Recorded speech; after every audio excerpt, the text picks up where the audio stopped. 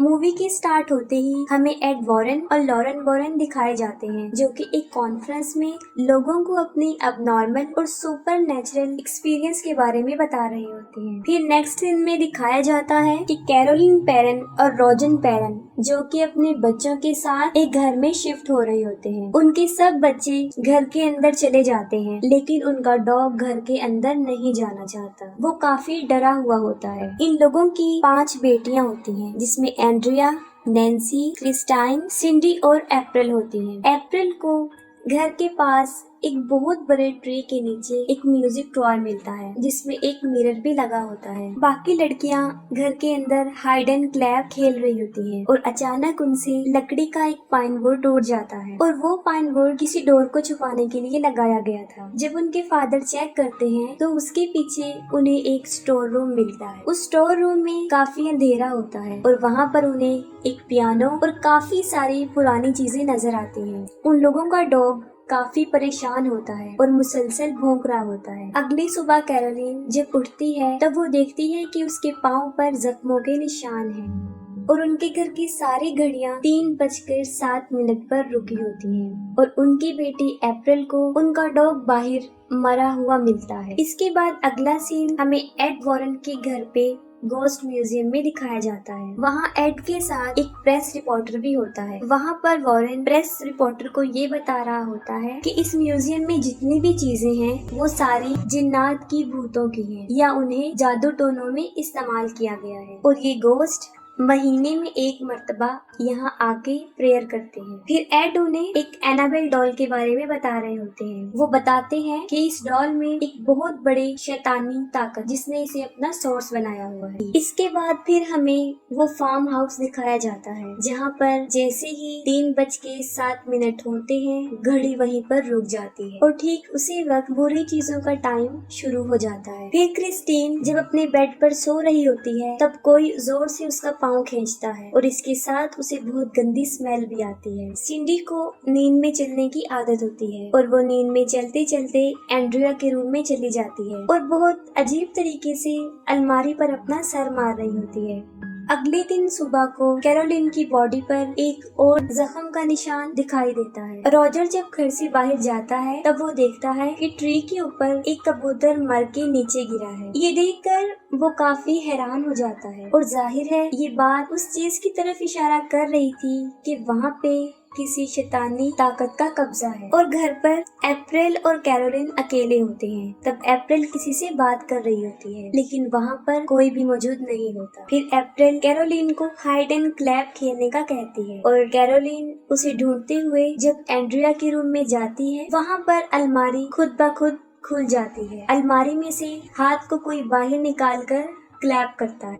ये देखकर कैरोलिन काफी शॉक तो हो जाती है, लेकिन वो इस बात पर ज्यादा ध्यान नहीं देती। इसके बाद फिर क्रिस्टीन का सोते हुए कोई पाँव खींचता है और इस बार पहले से ज्यादा जोर से कोई उसका पाँव खींच देता है और वो काफी डर जाती है। फिर वो नोटिस करती है कि दरवाजे के पीछे कोई खड़ा हुआ है जो उसे कह रहा है कि वो उसे और उसकी पूरी फैमिली को खत्म कर देगा। उसके साथ नैन्सी भी वहाँ पर होती है, लेकिन उसे कुछ भी नजर नहीं आता, लेकिन काफी बुरी स्मेल आ रही होती है। फिर सुबह क्रिस्टीन ये सब कुछ रॉजर और अपनी पूरी फैमिली को भी बताती है।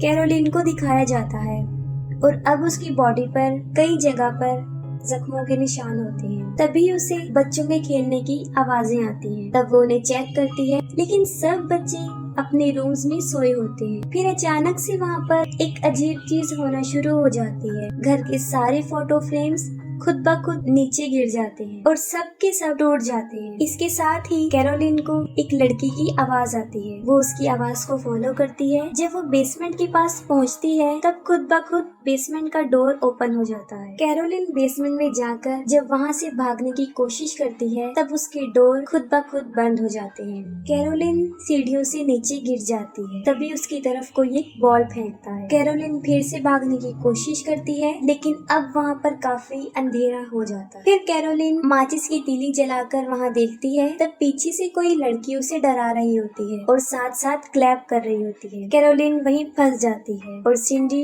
एंड्रिया के रूम में पहुंचकर फिर से अलमारी पर अपना सर पटक रही होती है। एंड्रिया ये देखकर सिंडी को अपने साथ सुला लेती है। तभी अचानक से उस अलमारी का डोर खुद ब खुद ओपन हो जाता है। एंड्रिया उस अलमारी को खोलकर चेक करती है, तब उस अलमारी के ऊपर एक औरत का गोश्त बैठा होता है जो उस पर अटैक कर देता है। फौरन रोजर वहाँ पर पहुँच जाता है। तब वो सुनता है कि हर तरफ से किसी के चीखने चिल्लाने की आवाजें आ रही हैं। सबसे पहले वो बेसमेंट का दरवाजा खोलता है और कैरोलिन को वहाँ से निकालता है। वो दोनों बेसमेंट से बाहर आके ऊपर जाते हैं और अपने सब बच्चों को एक जगह इकट्ठा कर लेते हैं। अब वो काफी डर चुके होते हैं। फिर नेक्स्ट सीन में एक यूनिवर्सिटी दिखाई जाती है जहाँ पर एड वॉरेन सुपर नेचुरल चीजों के बारे में लेक्चर दे रहे होते हैं और उन्हीं ऑडियंस में कैरोलिन भी सुन रही होती है।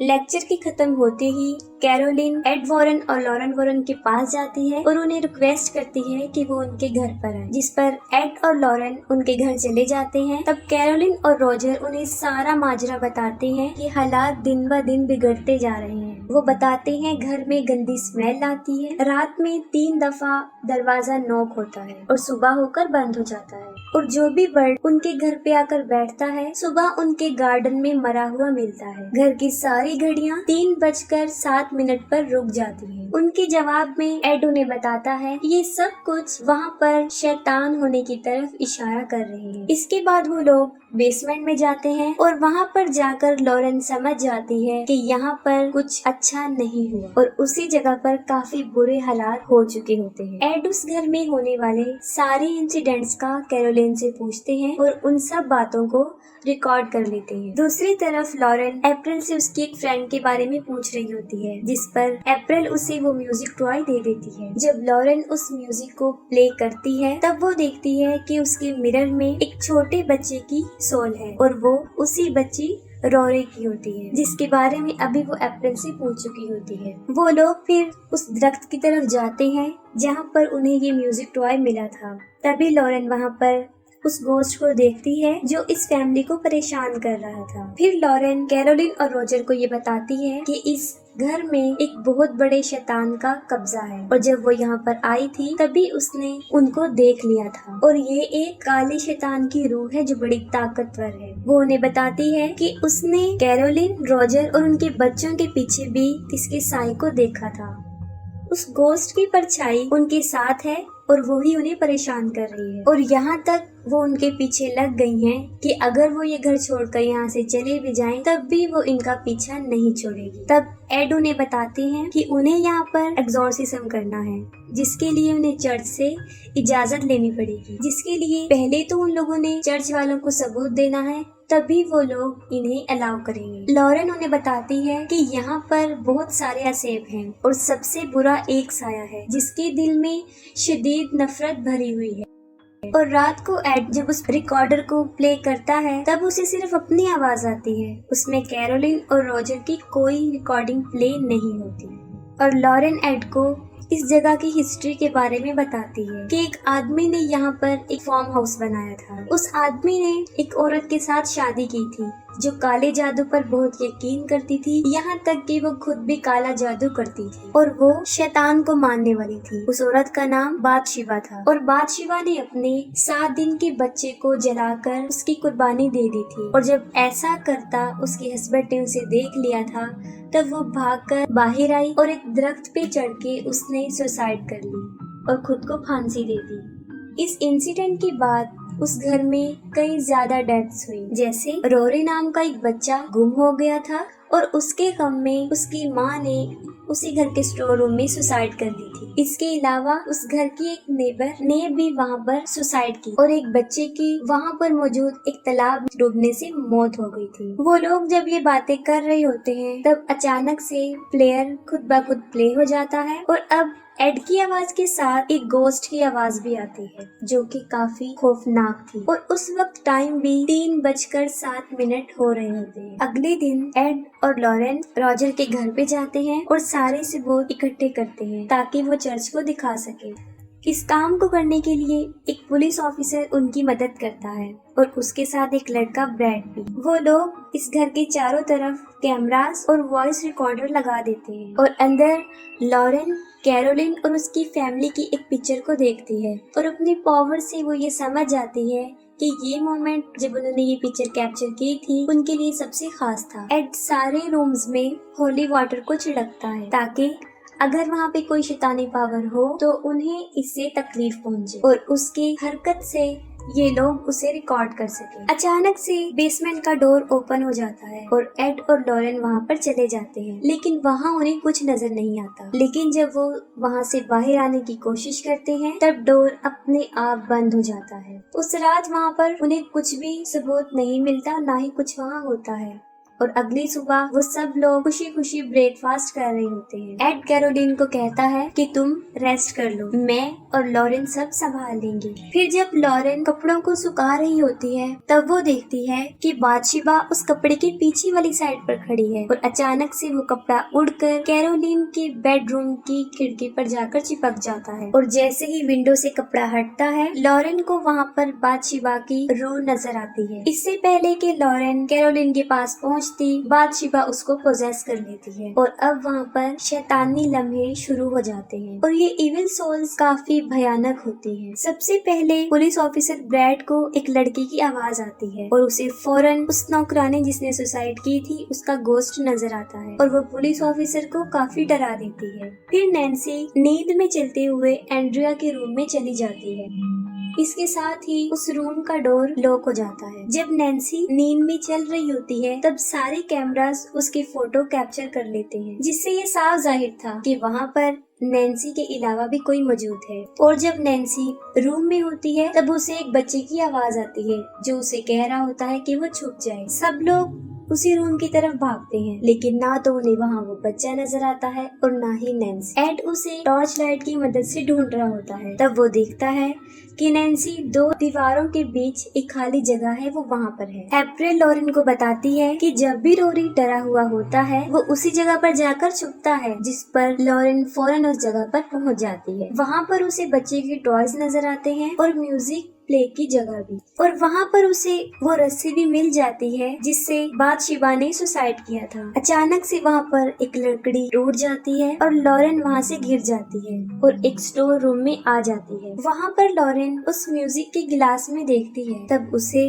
रोरी की मदर की सोल नजर आती है जो कि बुरी तरह रो रही होती है। रोरी की मदर का गोस्ट लॉरेन को कहता है कि उसने उससे ऐसा करवाया था और ये कहते ही वो वहाँ से गायब हो जाती है। और वहीं पर बादशिबा का गोस्ट भी होता है जो लॉरेन को काफी डरा देता है और जब वो वहाँ से भागने लगती है तो वो उसके गले की चेन को खींचकर पीछे की तरफ लाती है। वो लॉकेट टूटकर वहाँ गिर जाता है जो उसे उसकी बेटी ने दिया था। लॉरेन की बेटी का नाम जूडी होता है जिसमें उसकी पिक्चर भी लगी होती है। लॉरेन भागकर बाहर आती है और वो सबको बताती है कि ये बुरी परछाइयाँ सिर्फ माँ पर ही हावी होती है और माँ के हाथों ही उसके बच्चे की जान ले लेती है। वो उन्हें बताती है कि अब वो कैरोलिन को पोजेस कर रही है और उसकी बॉडी पर जो जख्मों के निशान है इसकी भी ये गोस्ट ही वजह है। अचानक से सारे क्रॉस जमीन पर गिर जाते हैं और नैन्सी को कोई ताकत उसके बालों से पकड़ती है और उसे इधर उधर मारना शुरू कर देती है, लेकिन वो लोग नैन्सी को बचाने में कामयाब हो जाते हैं। वो लोग इस घर को छोड़ने का फैसला कर लेते हैं, जिस पर एड रॉजर को बताता है कि ये सब कुछ वो चर्च के सामने पेश करेंगे और फिर इस घर का एग्जॉर्सिज्म करेंगे। इसी दौरान लॉरेन को अपनी बेटी जूडी की आवाज आती है और वो देखती है कि तालाब में उसकी डेड बॉडी है। ये देखकर लॉरेन काफी डर जाती है। वो अपनी बेटी के लिए काफी परेशान हो जाती है और एड को भी इस बारे में बताती है कि ये हमारे लिए भी एक इशारा है। अगले दिन लॉरेन और एड फादर को उस घर में होने वाले वाकयात के बारे में बताते हैं और सारे सबूत भी दिखाते हैं और उनके पास वो पिक्चर भी होती है जब नैन्सी नींद में चल रही होती है और उस वक्त वहाँ पर नैन्सी के साथ रोरी की सॉल भी खड़ी होती है, जिसके लिए फादर उन्हें ये कहते हैं कि एग्जॉर्सिज्म के लिए उन लोगों को मजीद आगे से परमिशन लेनी होगी क्योंकि ये लोग कैथलिक नहीं हैं। फिर हमें लॉरेन एड की बेटी जूडी दिखाई जाती है और वो बादशिबा का गोस्ट उसके लॉकेट के जरिए उस बच्ची के पास पहुंच जाता है। तभी वो जूडी का पाँव खींचती है जिससे वो जाग जाती है और काफी डर जाती है और अपने मदर और फादर को ढूंढते हुए अपने रूम से बाहर आ जाती है।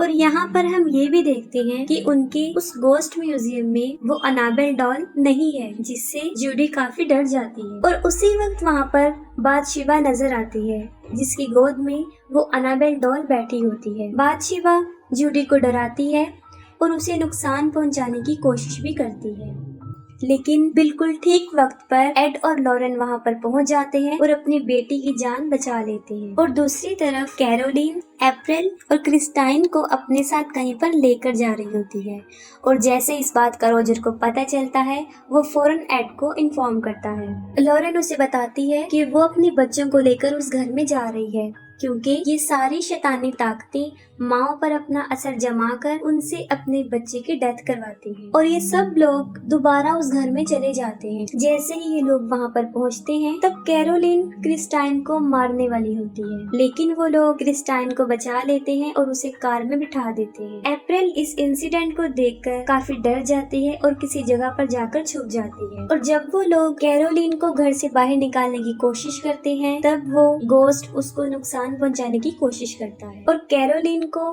बाहर जाने नहीं देती। और लॉरेन फौरन समझ जाती है कि अगर कैरोलिन बाहर चली गई तो वो गोस्ट इसको जान से मार देगा। और वो शैतान कैरोलिन को खींचकर फिर से स्टोर रूम में ले जाता है। वो लोग स्टोर रूम में जाकर कैरोलिन को कंट्रोल करने की कोशिश करते हैं, लेकिन ये शैतान काफी पावरफुल होता है और उसकी हालत काफी खराब कर चुका होता है, जिससे उसे कंट्रोल में करना कोई आसान बात नहीं थी। और दूसरी तरफ वो पुलिस ऑफिसर घर में अप्रैल को ढूंढ रहा होता है। कैरोलिन किसी के भी कंट्रोल में नहीं आती और वो एक एक करके सब पर अटैक कर देती है। वो लोग कैरोलिन को एक चेयर से बांध देते हैं और उसकी हालत देखकर एड ये डिसीजन लेता है कि वो फौरन इस जगह का एग्जॉर्सिज्म करेंगे। जैसे ही एड एग्जॉर्सिज्म स्टार्ट करता है, ये शैतान यानी बादशिबा कंट्रोल से बाहर हो जाता है और वहाँ पर शैतानी ताकतें और पावरफुल हो जाती हैं। लेकिन एड नहीं रुकता और वो एग्जॉर्सिज्म के वर्ड्स को मुसलसल बोलता रहता है।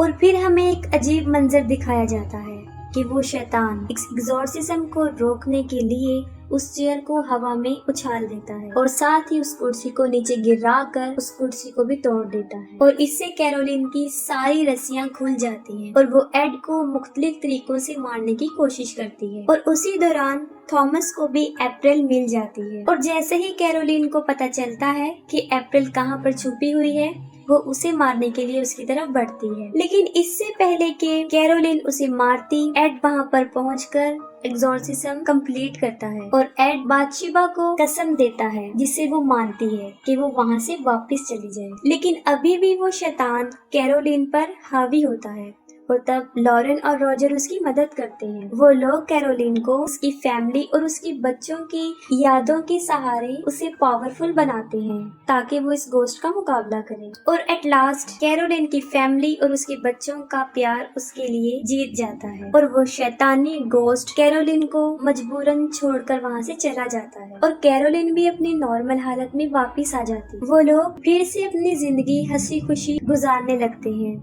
और अप्रैल लॉरेन को उसका लॉकेट उसे वापस देती है। और एंड सीन में एड उस म्यूजिक प्लेयर को अपने म्यूजियम में रख देते हैं और इसके साथ ही मूवी एंड हो जाती है।